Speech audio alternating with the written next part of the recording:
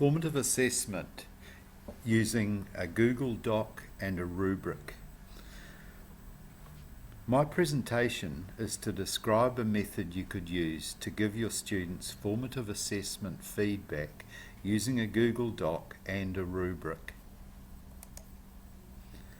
Step 1 is to finalise an assignment schedule and identify due dates for the student's assignment work, which is spread over the study period.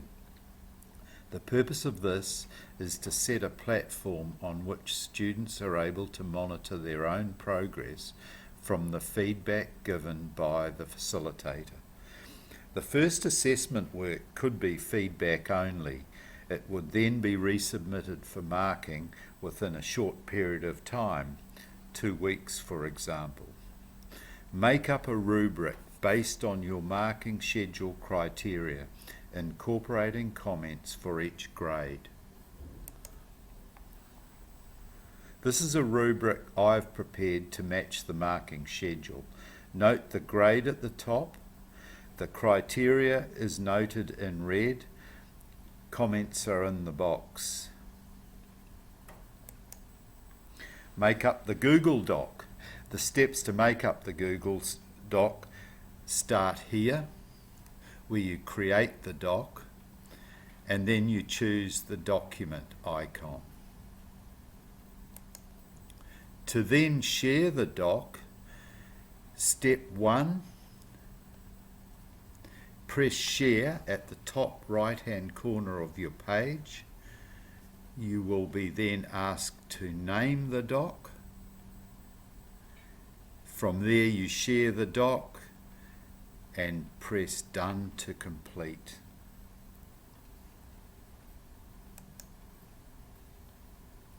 You have now created a Google Doc that both you and your students can work on independently. Each student has their own doc. They can complete their work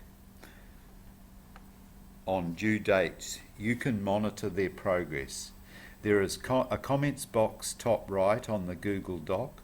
Click that to record individual comments of support. A rubric with prepared comments allows the facilitator the opportunity to grade the work based on the marking schedule criteria. The rubric comments should give the student direction to improve. Are the comments of good quality? Bowd emphasises the necessity for constructive comments and also discusses the importance of establishing if they are making a difference. An example of a Google Doc with a comment to support the student. This particular work is outstanding, and so there's very little need to comment other than encouragement. The rubric is pasted to the bottom of the work and the font highlighted to show the grade.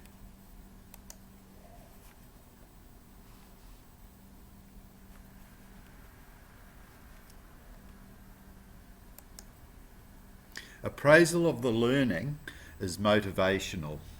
There is a link between motivation, self-esteem and feedback, according to Nicol. Also, Nicol says that comments should be descriptive rather than evaluative, and suggests research indicates feedback is not understood by some students. The facilitator should explain the rubric comments prior to students viewing them. Students should not receive negative comments. Feedback comments of encouragement could be in the comments box to the right hand side of the Google Doc. They are individual and supportive. Rubric comments are identified by the student from the grade given to their work under each criterion on the marking schedule. The comment applying to each criterion can be highlighted.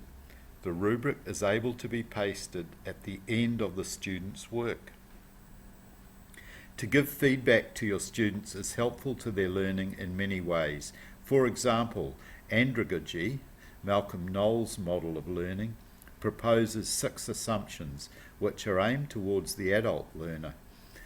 The first assumption describes the emergence of mature learners as they become adults. They move from dependent personalities to self-directed human beings. Knowles believes that to achieve this change successfully, the climate in their learning environment needs to be appropriate. There should be feelings of mutuality between teachers and students as joint learners.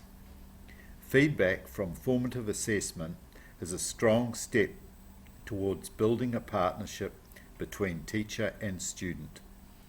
Albert Einstein is quoted as saying, "I never teach my students, I only provide the conditions in which they can learn." Thanks for listening to my presentation.